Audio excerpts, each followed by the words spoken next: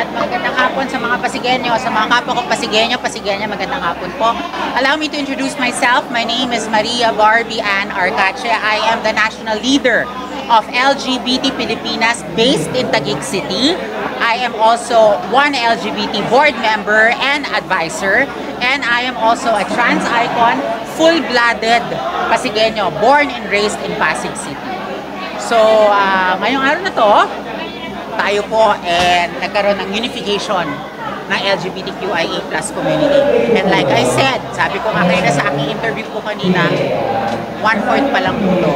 1/8 pa nga lang po talaga to. Ang mga LGBT cannot be disregarded. Hindi po dapat i-disregard na talagang ang LGBT is not the minority. We are the majority of the population. At aminin ninyo na pag ang LGBT na kampanya sa inyo, asahan ninyo, panalo kayo. So with the LGBT community, as you can see, nagpayanig kami sa St. Gerard Charity Foundation. Pinayanig namin na ang LGBT is powerful. Hindi nyo kami pwedeng i-disregard.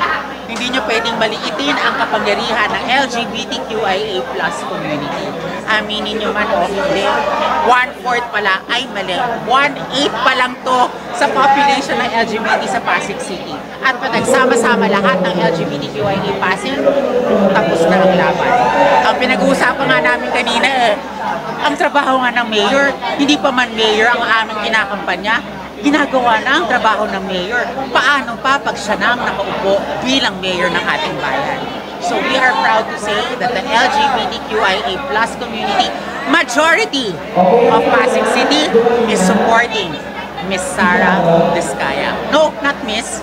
I will claim it. Mayora Sara Diskaya. Maraming salamat sa St. Gerard Charity Foundation, kay Kuya Curly, ang asawa ni Ma'am Sara, na talagang 100% ang support sa LGBTQIA+ community. Sabi nga nila, good things happen to good people. So, pag good ang binigay mo, good din ang balik ninyo. At tulad na ginagawa ng ating mayora, good ang binibigay. Hindi pa nga pera ng bayan ang nilalabas niya. Pera na mula sa kanyang bulsa para ipamahagi at i-share sa mga LGBT community. Paano pa pag naging mayor siya? Naasahan mo, walang kurakot, walang itatago, at yun talaga ang tunay na good governance. Ang tunay na good governance, hindi tinatago at kinikimkim ang pera na karapat-dapat para sa mga tao. I know because I have been around the Philippines, Luzon, Visayas, Mindanao, speaking in behalf of the LGBT community. And now, it's our time to shine. Pasigueños, Pasig, karapatan na natin para sumikat. It's our time to shine. Let Pasig show that Pasig deserves better than what we have right now. Yes. So, ma'am, maraming salamat. Sir, maraming salamat po. Well said, Ma'am, ma'am. bilang Pasigueño, anong feeling na may Ate Sara na walang pinipili, lalaki, babae, bakla, bading, pantay-pantay lahat? Alam niyo, sir, nakakaiyak man. Matagal na natin dapat kailangan to. I was born, I'm half a century old. So, alam niyo na ang ibig sabihin nun. Matanda na po ako. Laki at pinanganak ko talaga ako dito sa Pasig. At bilang sa mga contest na nilalaban ko sa iba't ibang mga lugar, nakakapagsalita rin po ako in behalf of the LGBT community. Ibang-iba ang treatment na ibang mga lugar na ipinangarap ko at dinasal ko, sana balang araw ang Pasig City ma-experience to. At binigay ng Diyos ang dasal namin. Ma'am Sara, you are heaven sent. Heaven sent ka talaga. Pinadala ka ng langit para matulungan mo ang mga LGBT. Sobrang happy kami. At nagsasalita ako ngayon, kinikilabutan ako. At baka naman sabihin bayad to. Darling, bago man ako makilala si Ma'am Sara, I am already Barbie Arcache. I am a trans icon. Lumalabas na po ako sa TV, endorser, at madami na po akong mga negosyo dito sa Pasig City. So baka isipin nila, binabayaran po ako ng St. Gerard Charity Foundation. Not at all. Alam ko po, mula sa mga mayor, mula noong 1970s hanggang dito sa present na mayor natin, alam ko po ang pagkakaiba kung ganong kasaya, kalungkot ang ating syudad ngayon. Karapat-dapat natin na ibalik ang kasiyahan na yan. Karapat-dapat ibigay natin ulit ang glory. Make Pasig great again, as it should be. Ma'am, mensahe na rin po nationwide na sila natin yung discrimination dahil sa mga LGBT. Alam nyo guys, I am a staunch supporter also of the SOGI Equality Bill. Kaibigan ko po talaga ang ating Congresswoman Geraldine Roman. Isa po siyang kauna-unahang transgender congresswoman na nakapaggawa ng isang batas na sana mapirmahan ng upper house para mabigyan ng talagang karapatan ang mga LGBTQIA+ community. Subalit, datapwat, alam naman natin na hindi natin hawak ang mga utak na iba natin mga namumuno ng ating bansa. I would just like say to the LGBT community, huwag kayong titigil.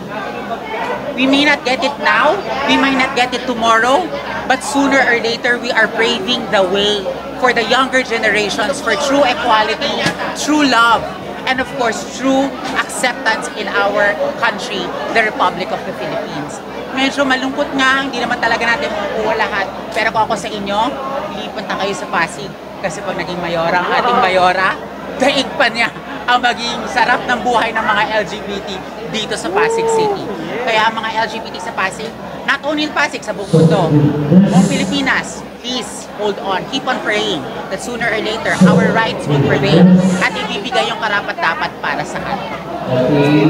Thank you! Maraming salamat! Bagong Pilipinas tayo!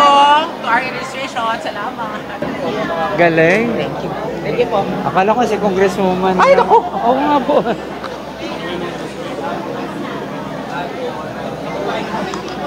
O, sabihin mo kay ano pa. Akala ko yung Congresswoman ng Tarlac eh. Ay, ng ano? Si... Hindi pala. Lahat yun, mga kakilala niya.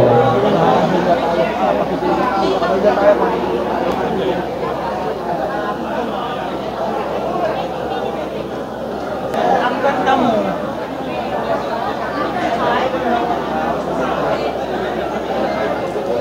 So, yan po yung mga idea, no? At agad nilang makukuha ang kanilang ID ngayon dito sa St. Gerard Charity Foundation Office. At yan po, napakaraming, grabe, napakaraming magagandang LGBTQ dito sa Pasig City. Ayan, grabe. So, ang dami niyan, ano? Hanggang doon sa dulo, ang laki po nitong Charity Foundation Office. Pero ayan, ang napakarami.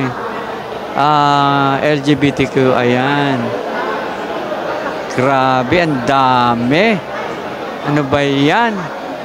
Sana, Pasig na lang ako tumira. Napakarami palang mga magaganda. Okay. Siyempre po, ngayong hapon, aside from the privilege card na meron po tayo, meron din po ibibigay ng insurance ang St. Gerard Charity Foundation po sa bawat asang LGBTQI sa lungsod ng Pasig. Inaayos na po ng ating insurance team at mamaya po coordinator lamang po yung para dito, yung pumunta sa likuran. Hindi po coordinator for barangay. Yung coordinator po ata na-assign today, yun po lang yung pumunta dito sa likuran. Okay?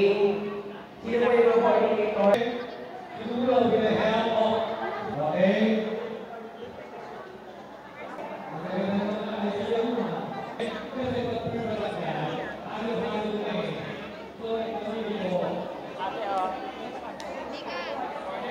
Yung distribution po ng pagkain, base po sa inyong pinatalo ay nauupuan, okay? Yes. First row, okay?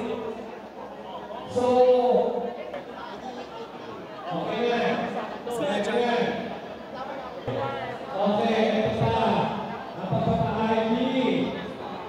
Napapapa-ID. Dito lahat ang gagaling.